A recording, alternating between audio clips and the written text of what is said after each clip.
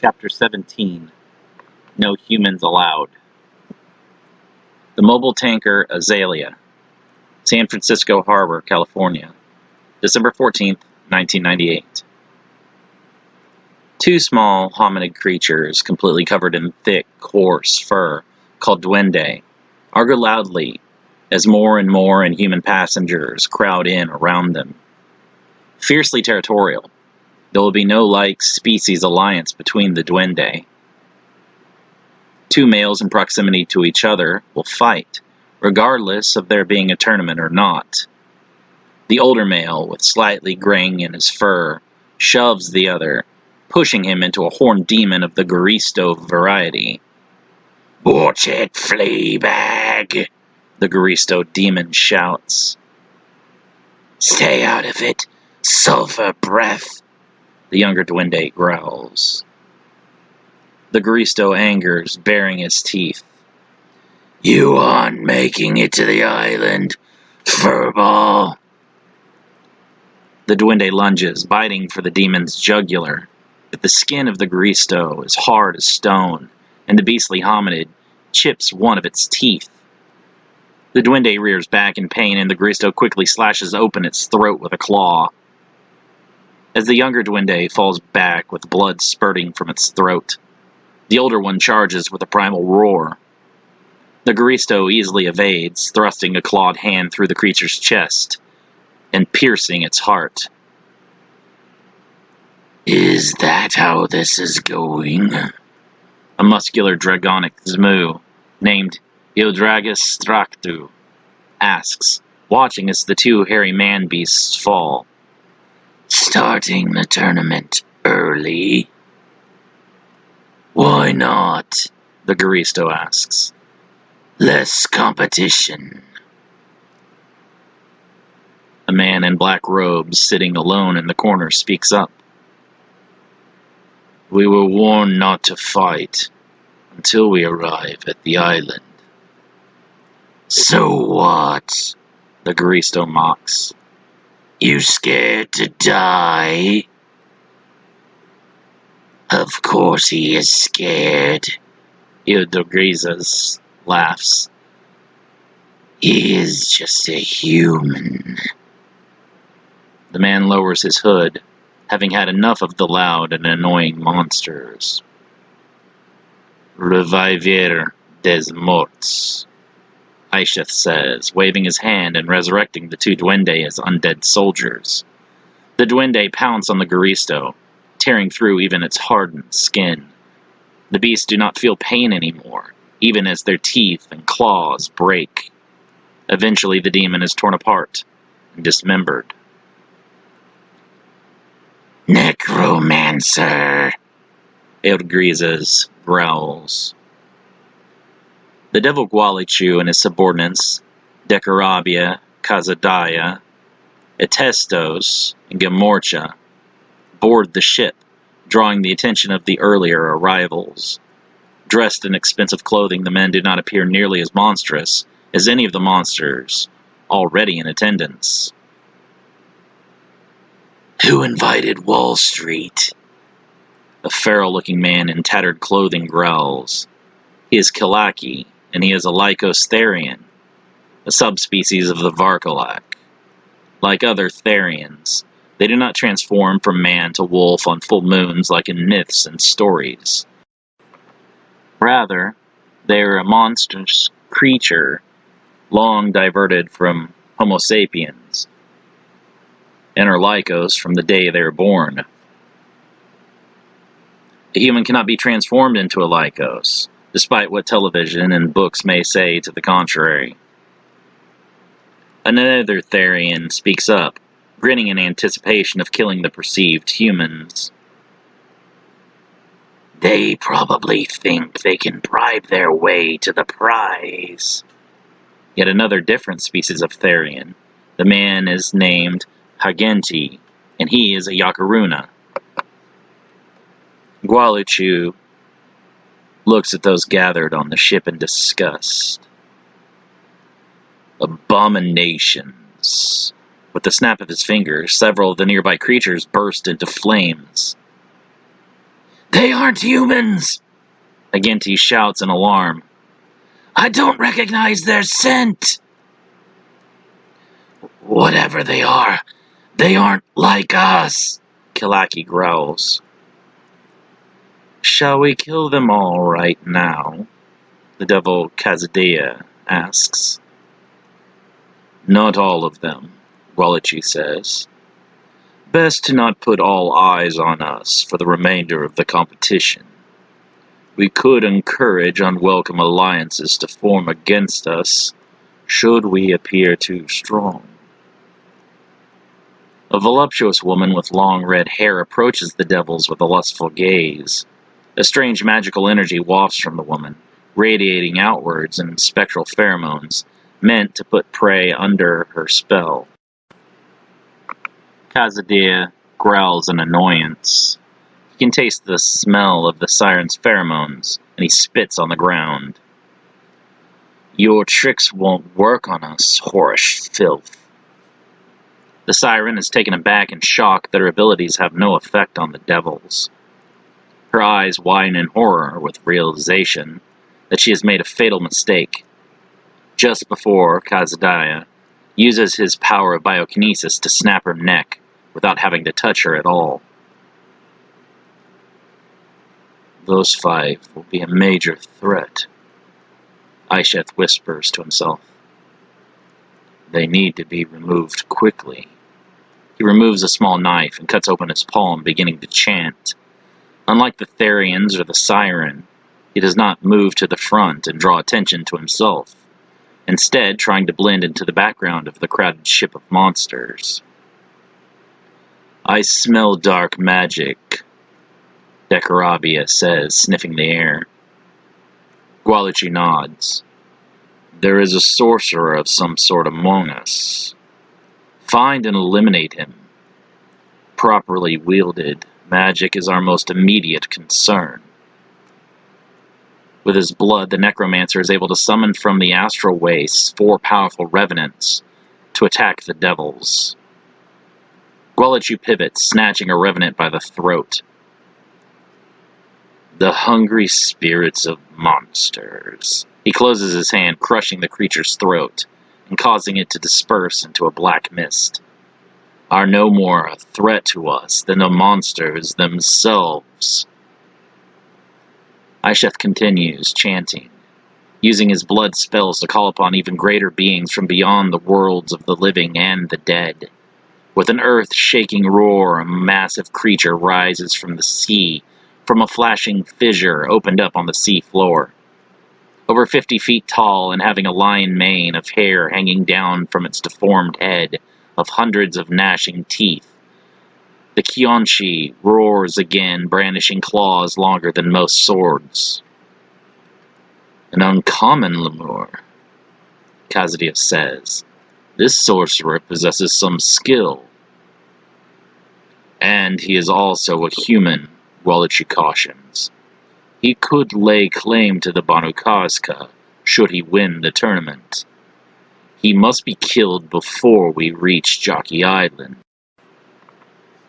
The devils attempt to circle the necromancer, as many of the other creatures are forced below deck, to avoid the swiping claws of the Kyonshi. Kazadea manifests a sword in his hand. That creature will not save you, sorcerer. Do you think that I would risk revealing my most powerful summonings before our competition even begins? Aisheth laughs. You are not the first devils I have ever encountered. Dekarabia's eyes widen in surprise. What does he mean by that? He's bluffing. No human sorcerer is skilled enough to survive even one of our foot soldiers, Walachi says.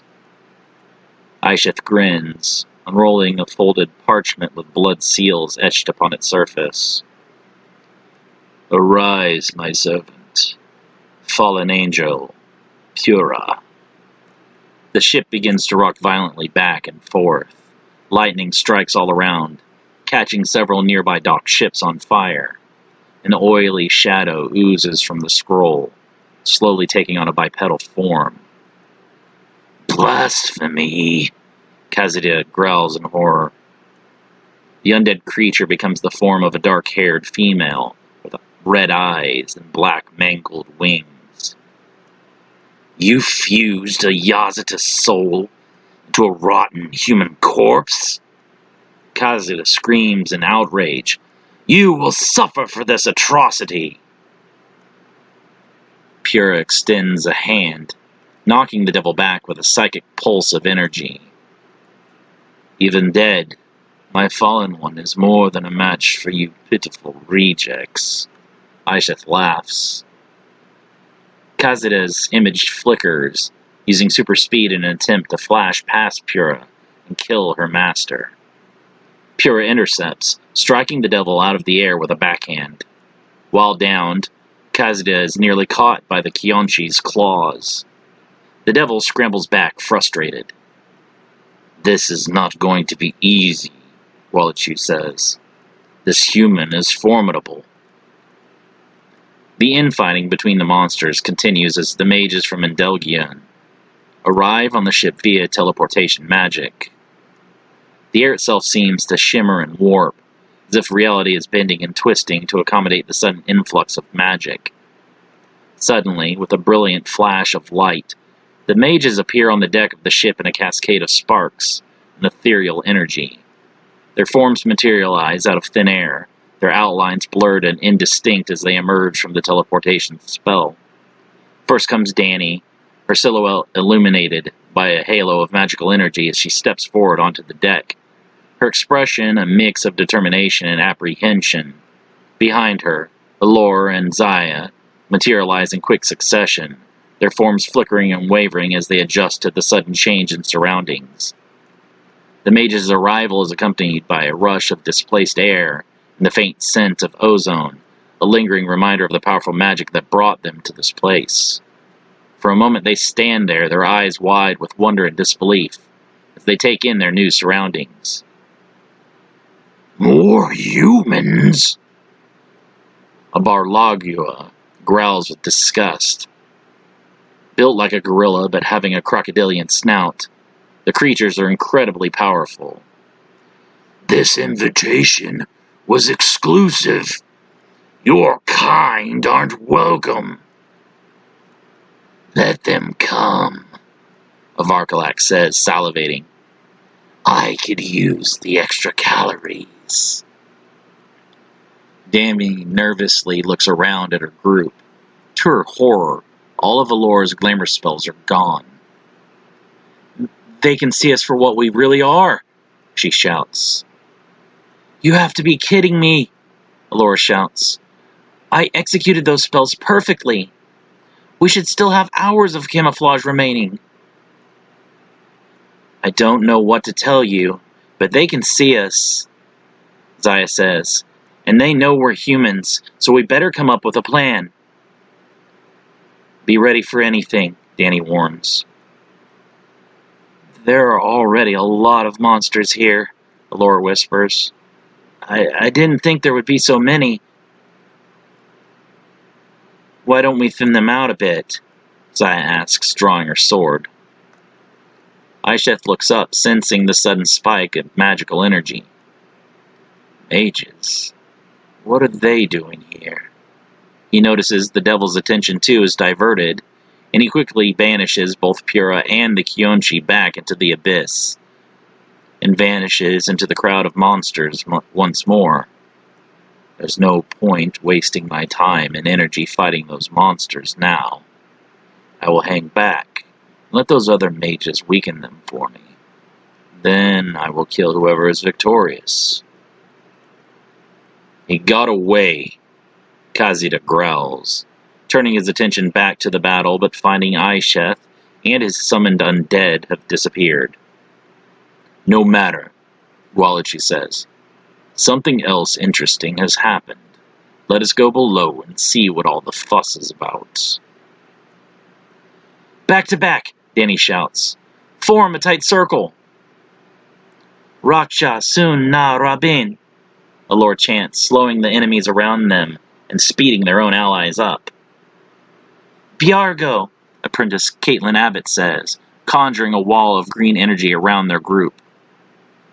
Crionle en todas, Allure adds, stacking a stat boost on top of their defenses. Provost Dane Seno begins to breathe heavily. Sweating profusely, the mage's eyes grow bloodshot. Provost Jonathan Butler notices Seno struggling. "Are you all right? You aren't looking too good." "Yeah," Seno whispers. "It's the parasite. My body still isn't completely used to it. The Crionle spell is agitating it." "Cast all your enhancements now, while we still have the time," Danny orders. "Cast whatever you want," Sapackley says arrogantly. "You're still only humans. You exist to be prey and nothing else." "Don't make the first move," Danny says. "Conserve your stamina, and only attack if attacked." The Sapackley pushes a Hibagan demon forward, causing Zaya to slash upwards across its body with her sword, and split it nearly in two. The Varkalak rushes through the carnage and nearly pierces Zaya with its claws, before it is blasted away by a burst of Agnestra fire from Provost Chua Drahele.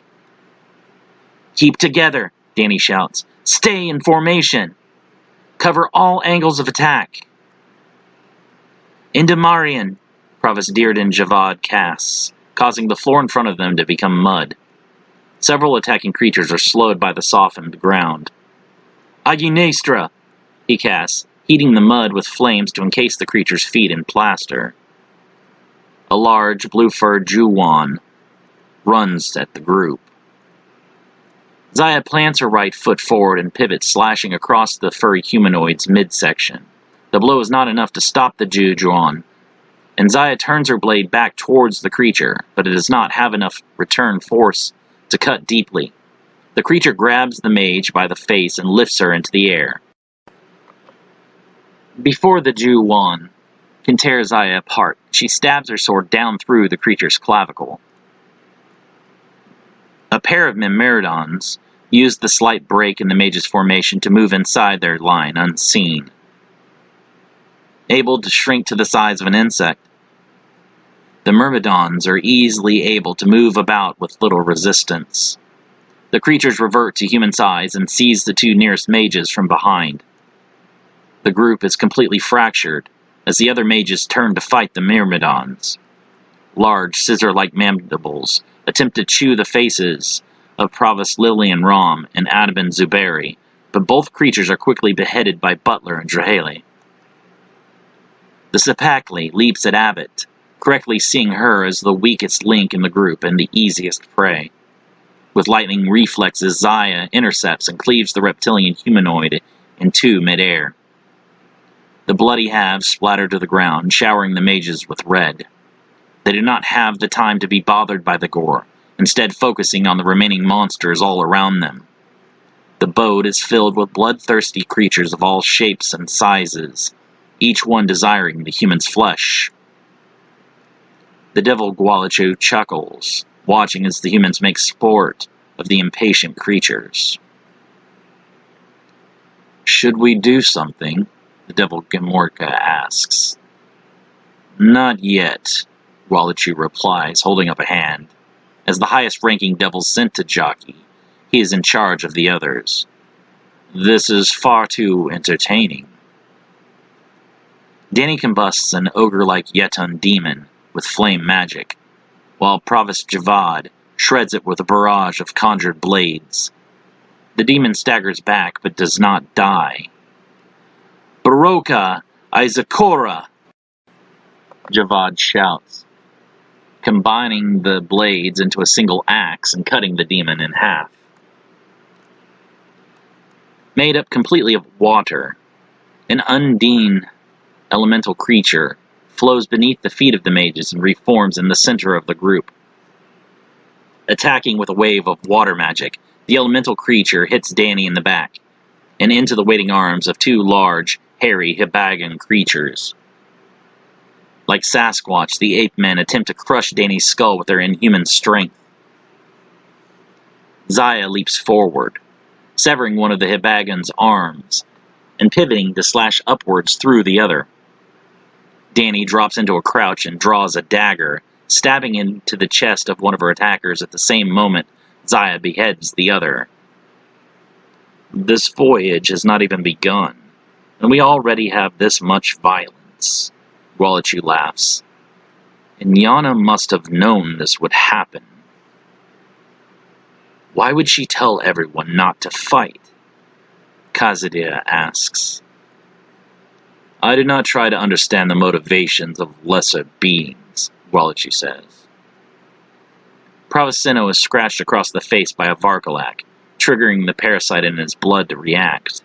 Faint scales materialize on Sinnoh's arms and face, and he growls in fury, reaching out and grabbing the Therian creature by the throat. Before the Varkalak can react, the enhanced mage quickly breaks its neck. Zaya hacks through several attacking creatures without pausing. Are we going to have to fight our way through the entire ship? Dani goes to cast a fire spell, but her bracers blink on empty. Grunting with frustration, she punches a demon in the face and charges her left bracer up to 10%. It's possible, she says, punching the demon with a right hook, followed by an uppercut to the chin by her left. I don't see them backing down from this anytime soon. Dani quickly fires an Aguinestra blast into the demon's face as it comes at her again. The Undine attacks Javad, but he holds the water at bay with an ice spell. As the water nears, it freezes solid.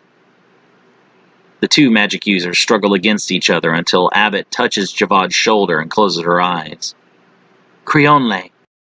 Javad's ice magic overpowers the elemental and transforms its entire body frozen solid. Abbott kicks the Undine in the chest, knocking it over to shatter into a million pieces. With the group's formation broken further, the mages are separated into individual battles. Unable to use their teamwork to their advantage, the situation makes a dire turn for Dani and her allies. 3 pale females with long black hair, pointed ears, and sharp fangs approach Dani and Zaya. In a show of intimidation, the creatures extend leathery, bat-like wings. Their eyes turn red and their bloodlust initiates. Behind the Minyade sisters stands a male of their species, much larger and more threatening in appearance. Master, may we drink them before the tournament? The eldest of the Minyade's vampires, Urania, asks. Camazotz, king of the Chinjiniman vampires, nods. A tribe of South American vampires, the Chinjiniman are more monstrous in appearance and behavior than Old World vampires. You may drink all you like. You will not want to enter the tournament thirsty. The sisters lick their lips. Dani cringes at the sight of their long, spiked tongues that end with a sucking mouth part. The Minyades are Camazott's strongest warriors, and he personally selected them to represent the tribe in the tournament alongside himself. You ever fought something like this before? Dani whispers. Zaya shakes her head. I was just about to ask you the same thing. 3 noblemen and 1 lady with pale skin and expensive clothing approach, glaring at the Chinjiniman vampires with disgust. You savages have no place here, the Old World vampire Lord Francis Godfrey says. Only nobility is deserving of representing our species. Your presence here is a disgrace. I thought I smelled shit.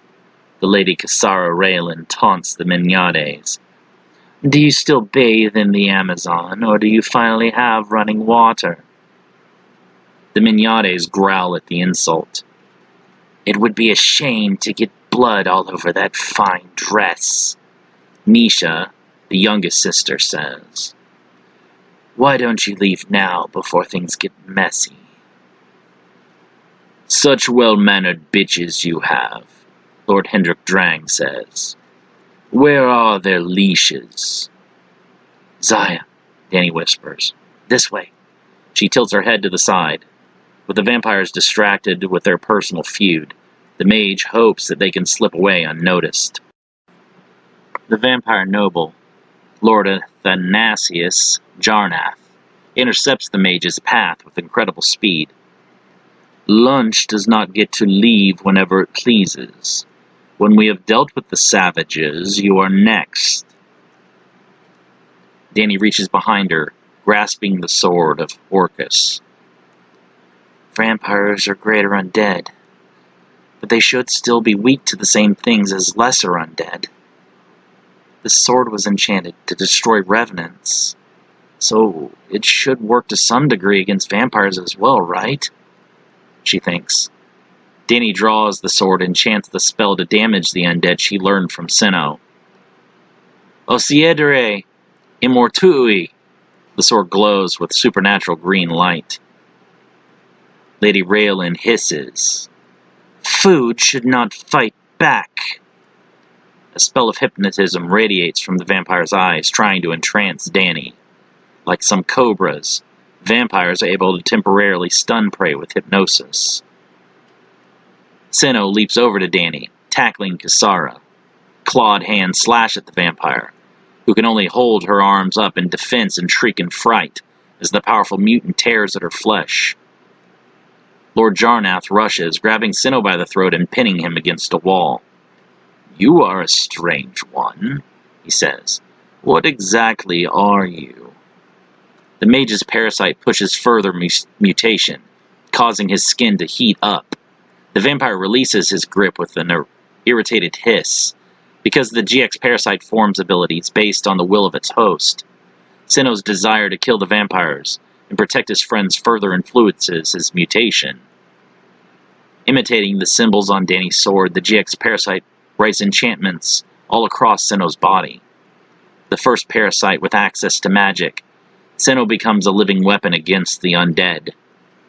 Sinnoh lunges, slashing open Lord Jarnath's throat with his transformed claws. Impossible! Jarnath coughs, holding his throat. Thick, dark liquids leak out from the wound. The vampire stumbles, weakening drastically. Athanasius! Kisara screams in horror. Jarnath continues to drain a fluid, unable to heal the magical wound. The vampire quickly withers away to a desiccated corpse before collapsing into dust. Danny attacks during the distraction, driving her sword through the back of Lord Drang. Hendrik Drang stares down at his chest as the enchanted blade emerges into view. Black fluids spew forth as the vampire begins to suffer from true death. Kisara screams in a mixture of horror and grief, leaping back and disappearing into the shadows. Chemazots and the Menyades do not take their eyes off the mages. Any humans able to dispatch vampire nobles are not ones to be underestimated. Kill the rest of them, Sinnoh growls. We may not get another opportunity like this. Lord Godfrey uses illusion magic to replicate himself into 3 clones. 2 of the images are false, but it is impossible to detect which one is, as all 3 phase in and out of view around the room. Knowing speed is his greatest strength against the humans, the vampire hopes to be able to blitz his opponents before they can utilize their magics against him. The element of surprise is gone, Godfrey says. Facing me directly, you cannot hope to prevail. Danny moves to attack from the side, but is blocked by the claws of Keturah, the middle Menyade's sister. We may be at war with the Europeans, but we are vampires first. I can never stand by and allow you to strike down one of our kind, being that you are a lowly human. Zaya leaps between them, attempting to slash through Keturah's neck. The 2 mages double-team the Tegeneman vampire, trading sword slashes and claw strikes back and forth. Keturah's sisters move to intervene, but Drahele blocks their path with a wall of mystical fire. If you want someone to fight, fight me. The Menyades rush through the flames, causing Chua to leap backwards and erect a protective barrier. The tribal vampire's claws chip away at the mage's defenses, leaving him no opportunity to counterattack. Apprentice Abbott attempts to push the vampires back with her own flames, but Lady Raylan drops down from the ceiling and seizes the young mage by the shoulders. Before Caitlin can react, Kisara sinks her fangs into the mage's neck and quickly drains her of life. Kisara tosses the dead mage to the floor and wipes the blood from her lips. "Caitlin!" Chua screams, seeing his companion fall in the corner of his vision. The lapse in concentration is all the opportunity the Mignades need, and they are able to break through his barrier. The mage is helpless to defend, as one of the sisters latch onto each side of his throat. With their extending mouth parts, they end Chua's struggle in seconds. Allura backs away in fear as she is the mage next closest to the female vampires as her allies fall. The Mignades move towards her first, but Kisara tries to push past them. "This is my kill, bottom-feeding leeches," Kisara growls. The vampires again begin their fighting, giving Allura the chance to regroup with the other mages not currently facing vampiric opponents. Danny and Zaya push themselves hard, trying to outpace the superior speed and strength of the Tjiniman vampire. Even together, the mages are unable to score a single strike against undead flesh. On the other hand, Katura's claws are able to tear several gashes across the arms and thighs of both girls. As more blood is drawn, the vampire only fights with increased fervor. Katura catches Danny's next swing with one hand and strikes her in the chest with the other. Danny is knocked against a wall hard, her sword clattering to the floor just out of her reach. Zaya leaps with a head-level slash, but Katura is easily able to evade and grab her by the throat. "Tell him, Maginente!" Danny screams, extending her hand in desperation. Orcus' sword leaps into Danny's hand and she hurls it at Katura's side. The Mignonna's sister stumbles, holding her side in pain. She drops Zaya and pulls the sword from her body, a geyser of black fluid spraying outward. "Killed?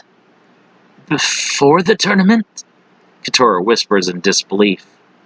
We're going to win." The vampire dries up, withering into true death. Zaya holds her throat, the bruises of vampiric fingers remaining on her skin. "Thanks. I thought I was done for." "I saw Vatus use that spell against the Draugr," Danny says. "I didn't realize I had committed it to memory until now." "I guess I'm lucky you're such a prodigy," Zaya smiles. Sinnoh slashes through an illusion, opening himself up to a kick from the side. The mage shakes off the attack and pivots, cutting through the shin of his attacker. Lord Godfrey hisses in pain, black fluid oozing out from his leg wound. The gash burns with the anti-undead magic, causing the vampire great pain. "You are not like the others. Your strengths are more like a non-human." The GX parasite in Sinnoh's blood scours his memories for any spells that might be useful in this situation. Wanting to protect its host, the parasite will do anything to neutralize the vampire threat. Sinnoh's right hand moves on its own, controlled by the parasite. Tracing the symbols to cast a spell, the rest of the mage's body continues to fight against Godfrey. A beam of bright light erupts from the mage's hand, evaporating one of the illusions. Godfrey leaps back in fright, eyes wide. "Was that a solar spell?" Sinnoh is confused. "I don't know any solar magic." A sound made of his own memories, pieced together from other people's voices, speaks into the mage's hand. "Everything ever seen or heard, stored in brain. Pulled spell from book." "Are you the parasite?" Sinnoh asks, still confused. Yes. Without warning, Sinnoh unleashes another magical solar beam of light energy, vaporizing the remaining illusion. Godfrey's eyes dart back and forth, desperately trying to come up with a strategy. He tries to entrance Sinnoh, but the parasite does not allow the control magic to take effect. "This changes nothing," Godfrey says. You humans are still going to die. Sinnoh does not give the vampire noble the satisfaction of a witty reply, instead obliterating his entire form with a third solar magic blast. The remaining vampires back away from the mages with caution, fearful of the three who were able to kill several of their own. Danny notices the drained corpses of Caitlin Abbott and Chua Drahele on the floor as the vampires back off. No, Danny whispers, tearing up. We were all supposed to come back alive. She runs at the vampires with a roar of hatred and grief, but is intercepted by the devil Gwalichu. I think you humans have had enough fun, Gwalichu says, paralyzing Danny's body with psychokinesis. Danny! Zaya shouts. I can't move. Danny strains to speak through gritted teeth. Zaya looks around frantically, trying to locate the enemy, restricting Danny's movements within a sea of hundreds of hostiles. She finally sets her eyes on the seemingly normal man and runs at him with her sword out. Gwalichu chuckles to himself, slamming Zaya against the wall with a wave of his hand. The psychic powers of the devils are too much for the mages to handle. Kill them, Gwalichu orders his subordinates. These humans have too much potential to sway the competition in their species' favor. Allure and Provis Guerrero attack with binding magic, wrapping magical chains around the devil's legs. With little effort, Gwalichu is able to step free of its restraints. You are going to have to try harder, the devil Gamorcha laughs. That level of spellcraft is insulting. The GX parasite searches Sinnoh's mind for a binding spell. Restrainta! The mage casts the spell, but with the GX parasite boosting it from a level 4 to a level 8 binding. Gamorcha's smile fades as he is unable to break free of the chains. What are you doing? Gwalichu asks, annoyed. I told you to kill them. I'm trying, Gamorcha whispers, struggling to break free of the magic. This one's power is stronger. I can't move. You have to be kidding me, Gwalichu growls. Assist him, he shouts to Casadaya. Casadaya nods, moving towards Sinnoh. The parasitically enhanced mage casts another binding spell, but the devil negates the magic with his own powers. Provost Butler rushes past Sinnoh, the flash of enchanted steel flickering as he draws his sword. Casadaya catches the mage's weapon between his fingers as it comes down. Bothersome insects, Casadaya growls. That's all you are. Insects, you say? Provost Alcine Porter asks. I can do that. She holds both hands out towards the devil. Sverm. Heshervik. Hundreds of magically conjured locusts manifest and cover the devil. Casadaya swats at the insects and stumbles as they attempt to devour him with their bottomless appetites. Using a combination of thermo and pyrokinesis, the devil is able to generate flames from within his body and radiate them outwards in order to burn away the locust swarm. Casadaya reaches out, grabbing the throats of Alcine and Butler in each hand. Chandrahas! Sinnoh screams, releasing a large crescent-shaped magical blast. Gwalichu deflects the attack from the path of his comrade with the tilt of his head. His attention slightly diverted, Danny is able to run forward several steps before the devil is able to put her back under paralysis. You are a very spirited one, Gwalichu observes. You care deeply for your allies. Don't you dare hurt them, Danny threatens, hatred in her eyes. Gwalichu smiles. Or what? What exactly are you going to do? I could kill you right now without any effort whatsoever. The remaining mages unleash a barrage of offensive spells on the devils, trying to push them back enough to release Danny, Butler, and Alcine. The devils remain unscathed by the magic. Norix Barian grows tired of standing by and doing nothing, while the vampires and the devils do all the fighting. I honestly don't care who I kill, but my bloodlust is raging, and I have to kill someone immediately. A massive double-sided war axe smashes into the ground. Don't promise me with a good time, puppy. The Norse vampire noble Gunnar Volkan steps forward, anticipating a grand battle. The other nobles hear Gunnar's voice and glance over to see the massive Viking's frame squaring off against the Varkalak king. He really did come on his own, Kisara says.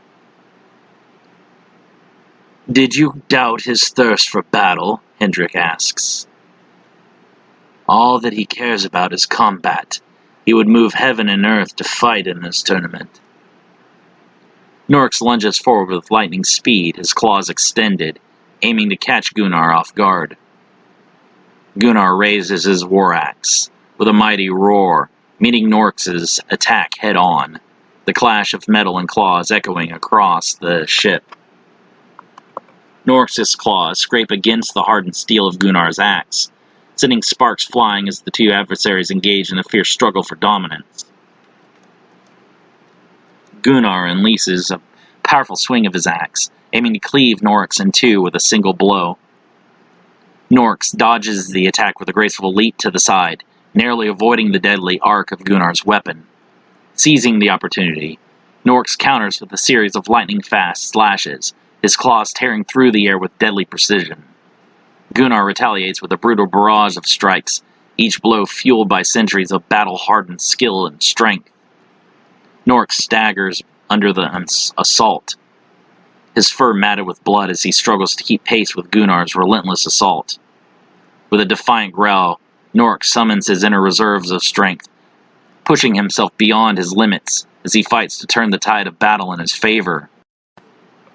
Norix unleashes a devastating flurry of strikes, his claws tearing through Gunnar's armor with savagery. But Gunnar refuses to yield, his resolve unshakable as he meets Norix blow for blow, his war axe flashing brightly with power as he fights to defend himself. As Gunnar and the Varkalak werewolf leader engage in a fierce battle, the air thick with the scent of blood and adrenaline, a group of Varkalaks seize the opportunity to launch a surprise attack from behind. With feral snarls and bared fangs, they leap forward with savage intent, their claws extended and ready to tear into Gunnar's undefended back. But before they can reach their target, a figure emerges from the shadows, swift and deadly as a viper. Elena Vadimirova, the vampire noble of Russia, steps forward with an elegance that belies her deadly intent. Her eyes ablaze with a fierce determination. With lightning speed, Elena closes the distance between herself and the Varkalaks. In a whirlwind of motion, she dispatches the attackers with a series of swift and decisive strikes. Her movements fluid and effortless as she moves with the grace of a dancer and the lethality of a predator. With each precise blow, the Varkalak fall, their bodies crumpling to the ground in a heap of mangled fur and twisted limbs. Elena's eyes blaze with an inner fire as she stands amidst the carnage, her posture poised and unwavering as she surveys the battlefield with a steely resolve. With the threat neutralized, Elena turns her attention to Gunnar, her gaze meeting his with a silent acknowledgement. "Unlike you filthy mutts, we fight with honor," Elena says, sheathing her sword. Seeing their friends in peril, and knowing time is running out, Zaya and Butler spring into action. Their movements fluid and coordinated as they launch a combined assault on Gwalichu. Zaya unleashes a barrage of elemental spells, her hands crackling with electricity as she sends bolts of lightning crashing down upon their foe. Butler, his blade gleaming in the dim light, slashes at Gwalichu with precise and calculated strikes, his movements a blur of speed and skill. Gwalichu retaliates with a roar of fury, waves of devilish energy slashing at the mages like living blades. Zaya and Butler are forced to dodge and weave, narrowly avoiding the devil's attacks as they press their own offensive. Butler's blade dives deeply into Gwalichu's flesh, drawing blood and eliciting a howl of pain from the fallen Yazata. Meanwhile, Sinnoh finds himself facing off against the vampire nobles Kasara and Hendrik, his senses alert and his magic crackling with power. Sinnoh channels his magic with practiced ease, summoning forth a whirlwind of arcane energy to assail his foes. Kasara and Hendrik respond in kind, their own dark power swirling around them like a tempest unleashed. Drawing off the insects of his GX parasite, Sinnoh trusts his unseen partner and allows it to take hold of his magic. With a mighty incantation, he unleashes a devastating spell that engulfs Kasara and Hendrik in a blinding flash of light. Sinnoh rushes through the light with his sword, but is knocked against a wall, the impact jarring the sword free from his hand. The light fades, revealing that both vampire nobles have transformed into hideous monstrosities of darkness, their amorphic shadow-like forms swirling about with eyes and teeth. The vampires laugh maniacally, Kasara backhanding Sinnoh across the room. "Pathetic humans! You could never challenge beings such as we," Kasara declares. "Keep fighting," Zaya says, blood running down her face. "We can't give up." "You stand zero chance of defeating us," Gualachu says. "This competition is no place for mere humans." "We can't let monsters like you gain control of a Yazatan weapon," Butler growls. Gualachu raises an eyebrow in intrigue. "What do you know about the Banu Kaska? It was our army that forged that weapon. It rightfully belongs to us." "It was locked away for a reason. No one should have it," Butler says. Gualachi looks over at Kazeda and nods. "Kill him already." The PIA helicopter hovers over the mobile tanker Azalea. A rope drops down as the pilot tries to maintain the same speed as the ship. "You're about to enter a hornet's nest," Agent Colstock says. "Are you sure you're ready?" "Do I have any other choice?" Jake asks. Colstock shrugs. "I guess not. But it would be really bad for us if you get killed before the tournament begins. The three of you are humanity's only hope. If a monster wins in Yana's tournament, we're all screwed." Alyssa gathers her belongings and straps her sword and mail Kleenok to her back. "Failure is not an option. Every creature on Jockey will fall victim to my blade." Jake chuckles. "What she said." He moves to the rope. "Just don't forget to pick us up. I don't want to be stranded." "As soon as we figure out a way to bypass the spell concealing Jockey, we'll send reinforcements." Jake nods. "I'm holding you to that promise." The Titan slides down the rope, fighting intense winds from all directions. The hunters, Alyssa and Bernat, drop down quickly after him. "The sooner we clear the ship of threats, the more time we will have to rest and strategize over the next 9 days." "I thought you already had a plan," Jake says. Alyssa shows no emotion on her face, as she and Bernat search for an opening into the lower decks of the ship. "Plans must be adaptable to new information. If we are unable to successfully clear out competition before arriving at the island, we need to be prepared for fatigue and the lack of rest before the competition begins." Entering the ship, several mind-controlled human guards draw their weapons on the trio. "We've already departed. You missed your chance to board," one of the guards says. "Our orders are clear to eliminate anyone attempting to bypass the rules set in place by Queen Inyana." Alyssa steps past the guards. Jake blinks in astonishment as the men collapse without him ever seeing the swordsman's attacks. "Let's keep moving," Alyssa says, sheathing her sword. "The sooner we can blend in with the other passengers, the better." Down below, the mages desperately try to come up with a way to save their friends from the clutches of the devils. "Nothing we try is working," Provost Javad says, out of breath. "Are you giving up?" Provost Rom asks. friends are going to be killed if we don't do something. Kazuda grins. Look at your allies. They want to save you, but they are completely powerless to do so. It must be so frustrating to be that weak. Ayami Shokan, Alcine whispers, straining to speak through the tight grip of the devil. Kalorm, Kamushi. What was that? Kazuda asks. Trying to cast a spell? Alcine's caterpillar familiar manifests, crawling from the floor and onto the devil's face. Using its silk webbing, the caterpillar cocoons Kazuda's face, causing him to drop the mages in order to free himself. Kazuda rips open the cocoon, but is hit as soon as he does by a combo of fire spells from the two mages. The devil is blasted back, knocked to the ground. Idiot! Walucha growls in annoyance. Stop playing around and kill them. I'm not playing around, Kazuda mutters, crawling to his feet. Using biokinesis, he glares at the familiar and causes it to explode. Alcine steps into a fighting stance, ready for another go at the devil. This time, she vows to not allow herself to be grabbed so easily. Besoro, Armaduro, she says, conjuring protective beetle armor over her body.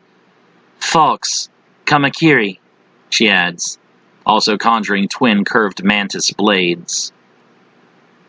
Butler stands beside Alcine, also readying himself. He holds his sword outwards, changing the enchantment of undead destruction to an enchantment called Pure Mind. So long as he's holding his sword, he cannot be placed under any form of control magic. Can you enchant those things? He asks Alcine. Alcine nods, placing the Pure Mind enchantment on her mantis blades. Crionle, she says, doubling her strength, speed, and reaction time. Ooh, Kazuda grins. You're serious. The two mages rush the devil, attacking with everything they have.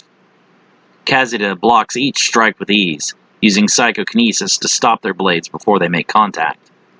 Butler manages to deliver a solid kick to the gut after being blocked, catching the devil by surprise. As Kazuda skids back, Alcine leaps at him with both blades over her head. The devil attempts to paralyze her movement, but is unable. At the last second, Kazuda is forced to instead push Alcine back with an invisible pulse of psychokinetic energy.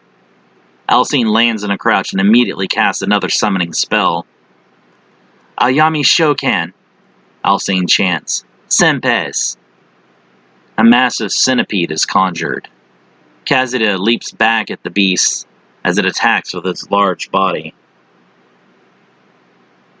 The devil throws both hands out, using biokinesis to explode the insect's organs, and causes it to de-summon in a plume of smoke. Alcine drops to one knee, injured by the feedback of her spell being destroyed. Everyone, cast anti-magic and protection, Provost Malenko shouts. They can kill us without even touching us. As Provost Malenko's urgent command pierces through the chaos, the mages' faces tighten with determination. Their robes flutter in the wind as they hastily chant incantations, focusing their collective energy on weaving a complex web of anti-magic and protective spells. The air becomes charged with a palpable energy, a manifestation of their united effort to counter the relentless assault of the devils. But even as the mage's magic intertwines and glimmers with a faint barrier, the devil Gimorka remains unfazed. With an eerie calmness, he extends a hand towards Provost Malenko, his eyes glowing with malevolent power. The air shimmers around his outstretched palm, and before anyone can react, an invisible force wraps around Provost Malenko's throat. His eyes widen with shock, and his hand instinctively clutches at his throat as he gasps for breath. Instead of worrying about everyone else, you should have cast your own protection. Gimorka's power, known as biokinesis, exudes a chilling domination over the very essence of life. The mage's anti-magic barriers falter against this dark manipulation, rendering their protection insufficient in the face of such overwhelming malevolence. Provost Malenko's eyes meet Gamorka's, a mixture of fear and defiance etched in his gaze, as if he's struggling to comprehend the unnatural power that grips him. Before anyone can intervene, the devil's grip tightens, his fingers exerting an unseen pressure on Provost Malenko's throat. A sickening snap rends the air, and Provost Malenko's body goes limp, the life in his eyes extinguished. The sound of bones breaking and the sight of his lifeless form falling to the deck sends shockwaves of horror and grief through the remaining mages. "No!" Danny screams as the devil snaps the mage's neck without ever touching him. Danny's scream echoes in the air, a heart-wrenching cry that cuts through the night. The devil named Gwalachu seizes the moment, his grin widening as he materializes his psychokinetic power. Danny's desperate cries fill the air as an invisible force wraps around her body, constricting and lifting her off the ground. Her struggles are in vain, as Gwalachu's psychokinetic grip is unrelenting. She is drawn closer to him, her body suspended in the air as she is caught in an unseen vice. Don't make too much of a fuss. You'll be joining him soon. Gwalachu's words, laced with cold satisfaction, hang in the air like a sinister omen as he revels in Danny's helpless predicament. His psychokinetic power symbolizes an absolute control over matter and energy, and he exerts it with a chilling confidence that leaves no doubt of his intention. The mages are left grappling with a nightmarish reality, their magic faltering, their companions falling to the relentless power of the devils, and their own lives hanging by a thread. "Danny!" Zaya screams, rushing forward with her sword drawn. Fearing that both Danny and Zaya will share the same fate as Provost Malenko, their friends attack with every spell they can muster, but each attack fails to damage the devils. Zaya's cry of anguish echoes across the deck as she rushes forward, her sword gleaming in the dim light, her eyes ablaze with determination as she charges towards the devil Gwalachu, who holds Danny captive with his psychokinetic grip. With every step her heart pounds, her thoughts consumed by the urgency of the moment and the desperate need to rescue her friend. Her sword slashes through the air with a swift arc as she reaches Gwalachu, her blade poised to strike. But even as her weapon approaches, an unseen force repels her attack, sending vibrations of power through the air that clash with her sword's momentum. Gwalachu's grin widens, his power manifesting as an impenetrable barrier that shields him and Danny from any harm. Meanwhile, the other mages rally around, each casting their spells with heightened desperation. Bolts of energy, arcs of lightning, and waves of fire surge towards the remaining devils, Gamorka and his malevolent companions. But the outcome is the same as before. The devil's defenses hold firm, their dark power swatting aside the mage's magical onslaught with a cruel ease. The air crackles with the collision of magic and malevolence, leaving the mages disheartened, and their hope hanging by a thread. Zaya's voice joins the chorus of incantations, her sword gleaming with renewed determination as she attacks Gwalachu once more. "Solus! Ignatus!" The sword's blade ignites with a brilliant golden flame, burning with an intensified determination. "Aegis Fortis!" A shimmering shield of energy materializes before Zaya, forming a protective barrier around her body, ready to deflect the devil's psychic assaults. "Elementum! Resilienta!" Her body briefly glows with the essence of earth and fire, granting her enhanced resilience and strength against their malevolent powers. Her words form a complex pattern of ancient Yazdan symbols that resonate with the elemental forces of fire and light. Her incantation weaves through the air like a shimmering thread of magic, a plea to the very essence of creation to lend her strength. With her incantation echoing in the air, Zaya's sword begins to emit a warm, radiant glow, as if it's been set ablaze with the very flames of her determination. Her body feels invigorated, as if a surge of energy flows through her veins, fortifying her against the devil's psychic powers. However, Gwalachu's defenses remain formidable. As Zaya's sword strikes against his psychokinetic barrier, the clash of magic and resistance sends sparks of energy crackling through the air. The barrier seems to ripple with an unnatural intensity, the result of Gwalachu's mastery over his psychic powers. The frustration and desperation in Zaya's eyes are palpable as she realizes the magnitude of the peril before her. Amidst the chaos, Danny's voice trembles with a mixture of fear and defiance. Her eyes lock onto Zaya's, a silent exchange of resolve passing between them. In Danny's gaze, Zaya sees the unwavering faith of a friend who believes in her ability to overcome even the direst of circumstances. "Keep fighting. Even if he kills me, you have to keep fighting. They aren't going to let us get off this boat alive. The only way any of us survives is if we kill them first," she cries out, her voice carrying a determination that cuts through the tumultuous air. The air seems charged with the blend of hope and despair, as the mages grapple with the realization that their most powerful spells are rendered impotent against the overwhelming might of the devils. Yet they know they must continue to fight. The devil's eyes gleam with an otherworldly fire, surrounding the mages and blocking any opportunity for escape. Their presence exudes an aura of dark energy, making the air feel heavy and charged. Each devil seems to emanate an aura that dampens the magic in the area, causing the mages' spells to falter and dissipate before reaching their targets. As the mages cast their spells, the devils merely raise their hands, conjuring arcane shields that shimmer with an eerie black iridescence. The shields crackle with energy as they absorb the magical assaults, leaving the mages visibly frustrated and exhausted. "Did you think that we'd not have anti-magic warding spells in place?" Gwalachu laughs.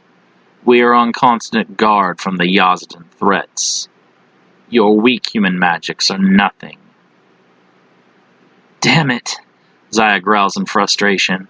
She again charges with her sword out, but Gamorka waves a hand and hurls her against a wall with psychic energy. The mage slumps to the floor unconscious. "None of you are going to make it to Jockey Island," Gwalachu laughs. "Weak humans like you have no claim to our prize. Your lives are barely a flicker of..." Two blades come down on each of Gwalachu's shoulders, cleaving his arms.